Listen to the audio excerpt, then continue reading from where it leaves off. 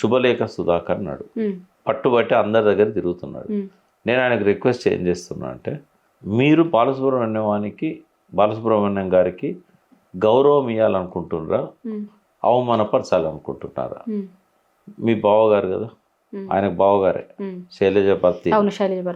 మీ బావగారికి న్యాయం జరగాలంటే, గౌరవం దక్కాలంటే, అగౌరవపరచొద్దు అనుకుంటే మీ అంతటా మీరే ఒక శుభలేఖ రాయండి. ఎవరికి? రేవంత్ రెడ్డికి. తెలంగాణ ఉద్యమకారుల మనోభావాలను గాయపరచడం మా కుటుంబానికి ఇష్టం లేదు.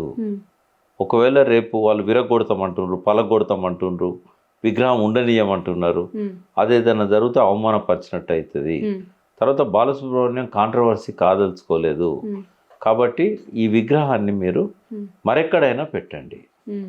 విగ్రహం ఎక్కడ ఉంటుందమ్మా, అందరికి అందుబాటులో ఉండే ప్లేస్లో ఎక్కడన్నా పెట్టండి అని చెప్పి రిక్వెస్ట్ చేస్తూ ఒక లెటర్ రాసినట్టయితే ఈ వివాదం అనేది ఆగిపోతుంది.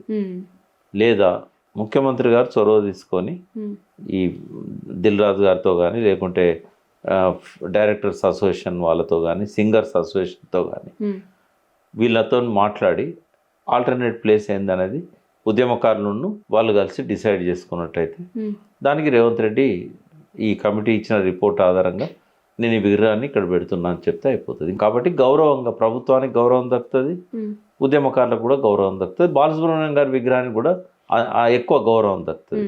ఒకవేళ రేవంత్ రెడ్డి కూడా బాలసుబ్రహ్మణ్యం గారికి అవమానం జరగాలని అనుకుంటే, నీకు తెలిసిన తర్వాత కూడా అక్కడనే పెడితే ఏమనుకోవాలి అంటే, ఆయనకు అవమానం జరగాలనుకునే వాళ్ళని నువ్వు కూడా ఒకరిమే అనుకోవాలి.